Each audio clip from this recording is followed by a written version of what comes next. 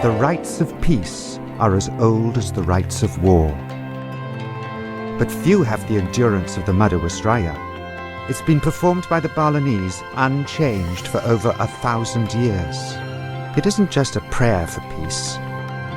It's an extravaganza of focused intention. More than 100,000 people, 6 months of preparation for 8 days of power.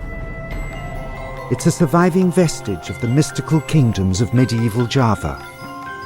But it also gives a glimpse of the common threads at the root of all our religions, and of a time when the supernatural ruled the world. Sraya means giving back, cleansing ourselves, leaving new space for peace. Peace amongst ourselves, peace with nature, and peace with the great unseen beyond us, by whatever names we choose. In today's world, the Madewasraya has particular edge. This is the story of the greatest of Balinese peace rites, first recorded over 1,000 years ago and performed again in all its glory in 2006.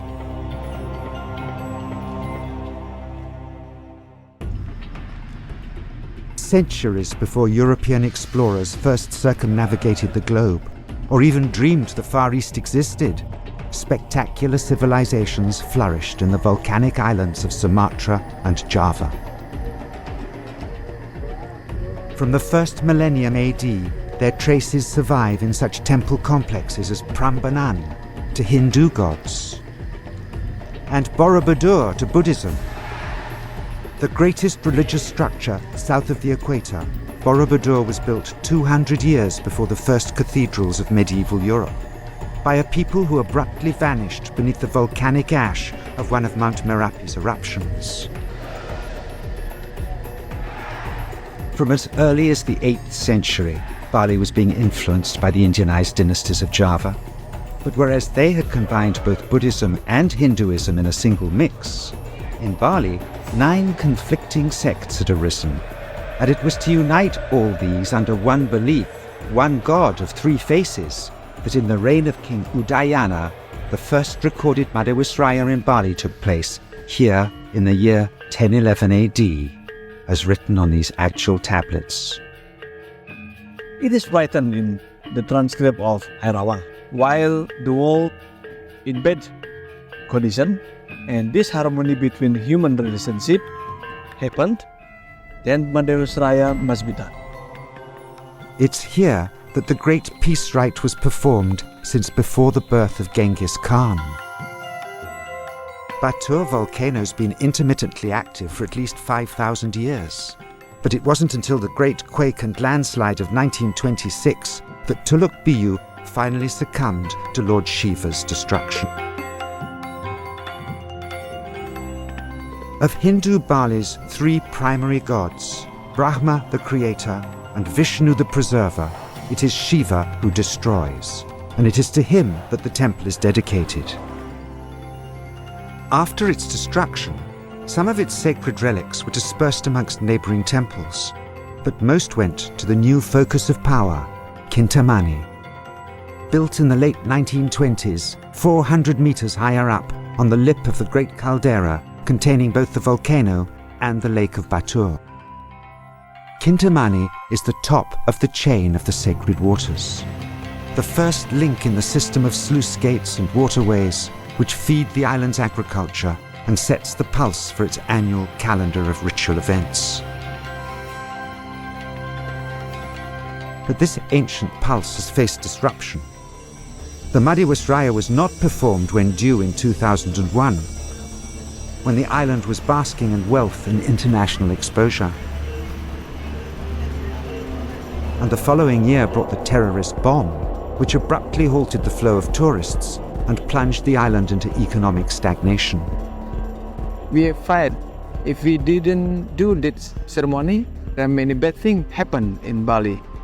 And in 2006, the Madewasraya would flower again with spectacular commitment to new peace.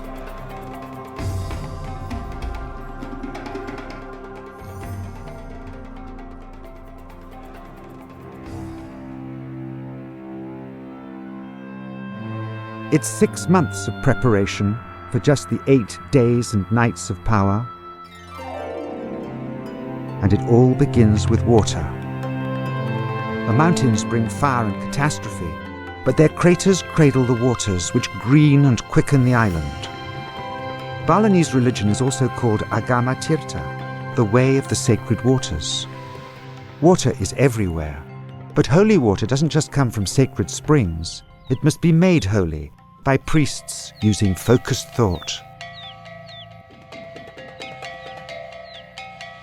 This ceremony is not to make a peace of not only Bali area. That's why we take the holy water from every side of Indonesia as well. Sanctified water is brought from sacred sources as distant as Sumatra and Borneo, as well as Lombok and Java. It's carried in procession, together with painted thrones for the gods. Empty, of course, because gods can't be seen with physical eyes.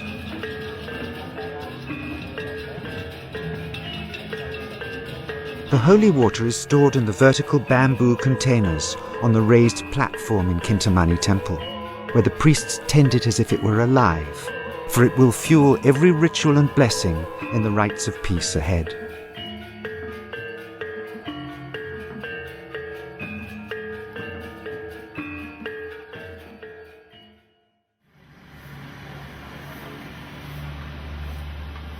Dawn on the day of cleansing. Animals of all kinds, precious to their owners, are to be sacrificed. But first, like ourselves, they must be cleansed with holy water. The purpose is to sacrifice our impurities. We recognize that our enemies are within our own hearts, and it's these that we offer up on the altars of our gods.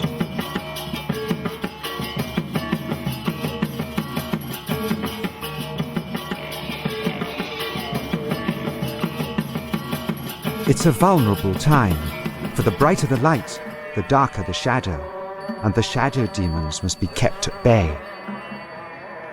This is done with other demons, such as the Barong, which is a demon-spooking demon on our side. Inside it, 2 dancers in a state of trance bring it to life, clacking its jaws, arching its back, like a guard dog sniffing out the shadows.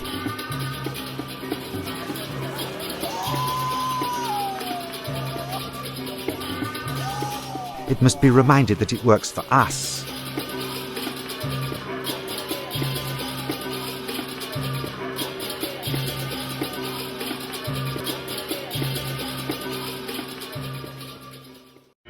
And then there's the day of Tri Hitakarana, a whole 24 hours of reinforcing the triple bond at the heart of Balinese religion. The bond between man and nature, the bond between humans, and the bond between us and the gods. The high priest's ritual objects must be carefully ordered.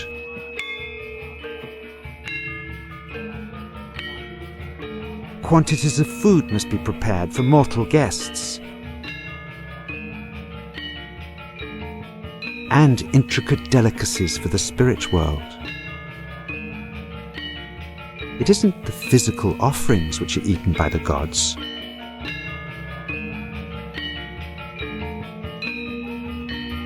What they eat is the focused care and attention that goes into making them.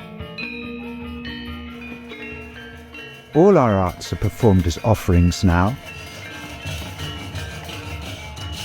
The Baris, once a classical war dance, now serves to remind us that war with each other is a wasted effort, bringing only misery, and the real battle is to provide food for us all, which is a bringer of joy.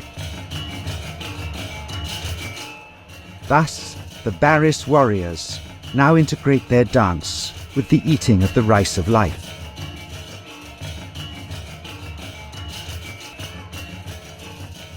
Music, dance, theatre are to please the gods on this occasion rather than ourselves. The mudras, the magical hand gestures of the high priests, help conjure their presence. And the bells are to hold their attention and ours on the same page. The puppet masters no longer use a shadow screen for their dramas, just a cord now, for the gods are present, and they see only the light. It's only us mortals who live in the world of shadows. And the cockfights, no longer a sport but a ritual interplay of polarities, of light and dark, gods and demons, winners and losers, none of which can exist without the other, for both are but two sides of the same force behind all our lives.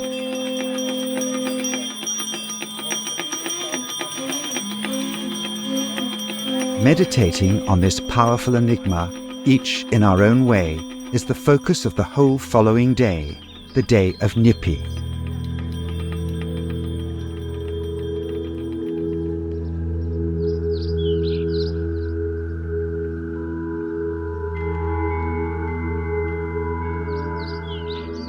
Nyepi requires 24 hours of total silence. Nobody stirs or talks or laughs or plays, just deep quiet, reflecting on the unseen levels of being both beneath and above us, like the levels of our temple roofs. We have a name for these dawn mist rainbows, reflected off the red banana leaves of the highlands that rise above the lake. It is known as Air Hawang, and their reddish tint derives from the banana leaves, or Tuluk Biyu as they're called, for which this temple of Shiva is named.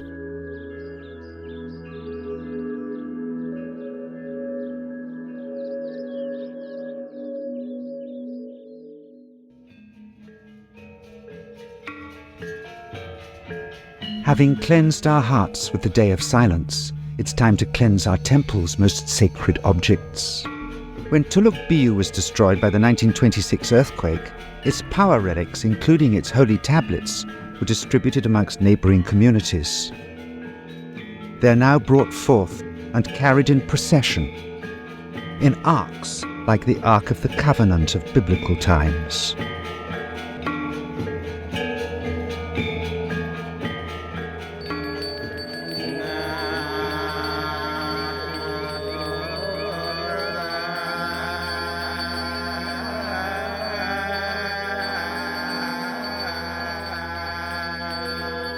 The temple talismans are carried next to the sacred waters of the Rendang River.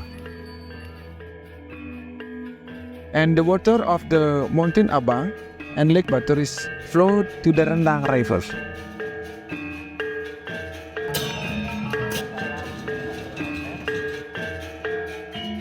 They are to be purified with the water from the holy spring, Tirthayasa.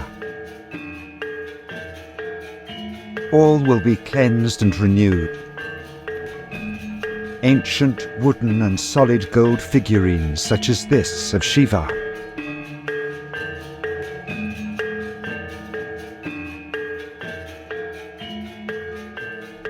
And most sacred of all, the Prasasti tablets, made of copper and inscribed in Jawa Kuning, one of the ancient Vedic languages brought from India via the kingdoms of Java.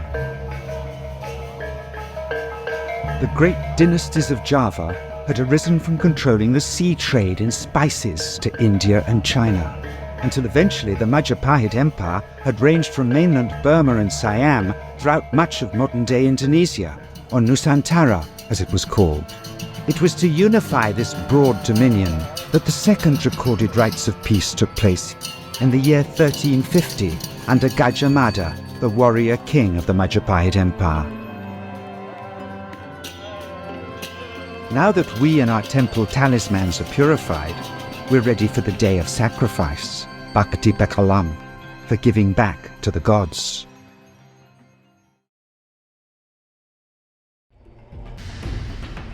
Bhakti Bekalam is offering animals in the water and also in the mountain.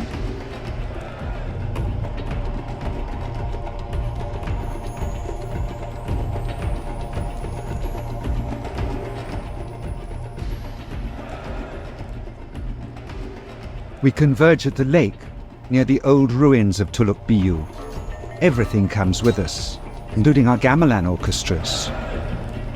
More than 11,000 people from all over the island arrive with their sacrifices, both from the animal and vegetable worlds. some to be offered to Uma, lord of the waters of Batur Lake, and others to Shiva, the lord of the mountain overhead.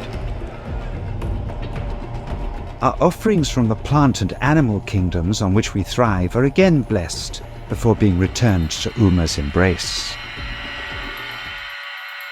Others must be returned to Shiva, lord of the mountain, patron of Tuluk Biyu, at his sky shrine, Abang, at the highest point of the Batur caldera. It's another 800 meters above the lake and 1,800 meters above sea level.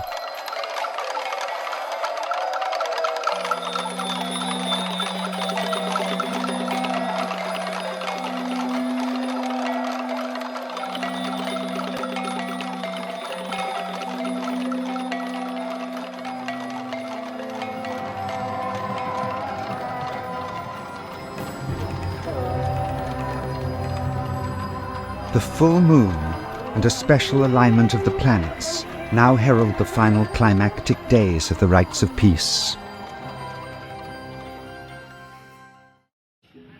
Tens of thousands of participants converge on Kintamani from all points of the compass.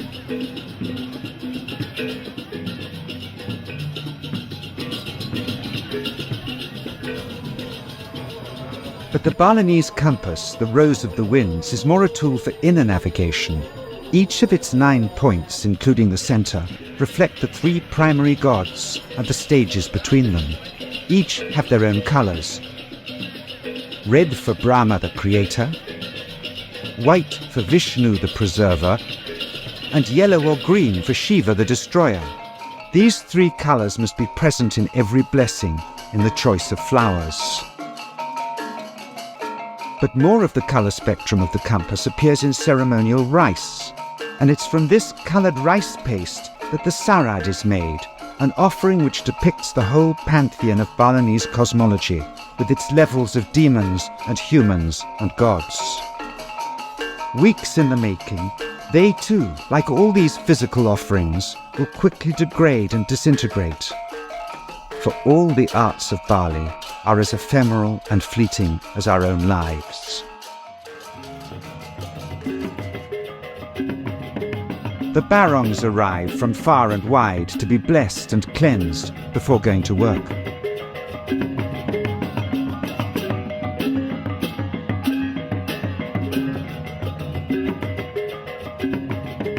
These barongs come from 4 villages that are in Bangli and in Gianyar to ask for protection just before the ceremony begins. They patrol the 4 main streets leading into Kintamani before being paraded 3 times around the temple itself, sniffing for demons. Some say they're inspired by the early Chinese lion dance, but their faces take many diabolical forms, particularly the babi rusa, a ferocious pig-like creature unique to Indonesia, with 4 curved tusks on its face. When all's clear, their heads, where their power resides, are separated from their bodies to line the temple walls to ward off the darkness, in a rare display seen only at such rites as this. The Chinese have been influencing the islands for thousands of years, and Buddhism combined with the island's animism long before Hinduism was added to the mix, which is Bali's religion of today. Chinese shrines and temples, with their own priests and symbols, flourish alongside the rest. Not rejected as a foreign body or diluted, they're honored still as a distinct strand in the overall weave of the rite. The Majapahit Empire survived until the early 1500s. Their rulers had embraced both the Hindu and Buddhist religions and combined them with unique flair for hundreds of years. But with the arrival of Islam, the royal Hindu-Buddhist households, together with all their priests, were driven eastwards to the island of Bali.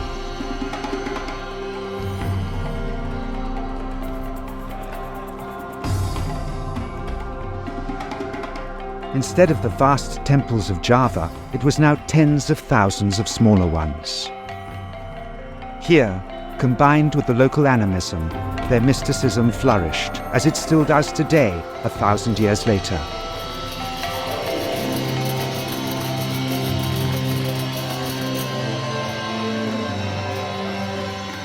The Madewasraya thus survives as a unifier of wide cultural and religious diversity, and the gathering of holy water from sacred springs from throughout Nusantara reflects both the former grandeur of the Majapahit Empire and modern Indonesia's national motto, unity in diversity, which might now well apply to the whole world.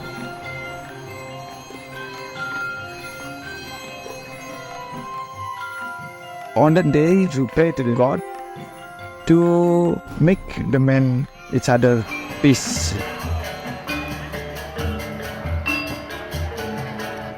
The final days bring the week-long rites of peace to a climax. Once again, the high priests invoke Shiva, the god of destruction and renewal, and Uma, the spirit of the waters, to be present to witness and find favor in the theatre of man. And Guru Vidika, also in trance, reminds us that this final day is to summon harmony by asking forgiveness. Forgiveness from the gods for any errors we may have made in the rituals, and forgiveness for any sins we may have committed towards each other. Innocence and renewal are now embodied in these two specially chosen children, Made and Ketut, representing heaven and earth. With harmony between them, everything flourishes. Made and Ketut will be up late on this final evening as the rites continue deep into the night. A special visitor, Hyang Suryo, a direct descendant of Javanese royalty, represents the original source of the Majapahit Empire, an acknowledgement that the embers of that vanished kingdom are still alive and burning in Bali today. There's a palpable power, and people are falling into trance.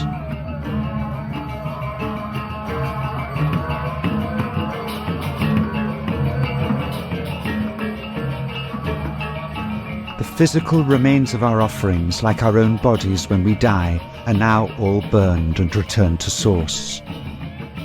A source some of us can touch in trance. Highly valued are those with a special gift for trance. That's why sometimes the highest temple priest of all, such as Mangku Jero here of Kintamani, isn't chosen for his age or knowledge, so much as for his genius as a trance medium, a clear channel for the unseen forces which drive us all, and for whom all these temples and rituals exist.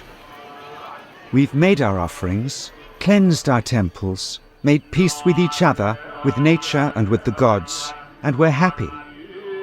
But the priests remind us this isn't an end, but that every day until the next Madewasraya, with prayer and attention, we must keep the gates open to the other worlds behind this realm of illusion. This ceremony is very useful for all of us, bringing prosperity, happiness for a better future. We will have that happiness that we wish for a long time. I believe so much about it. For all our varied beliefs, since earliest time, our hearts share a similar course. And in this surviving rite from our deepest past lies the power of directed thought, of religious tolerance, of willingness to ask forgiveness and start again. I just feel so happy because this ceremony is done successfully, and I hope after this ceremony done, I give a peace for the world. Thus ends the Madewasraya of 2006, the greatest of Balinese peace rites, which for over 1,000 years in troubled times has helped us restore harmony amongst ourselves, our gods and our environment. And on this occasion, we hope it has touched the whole world.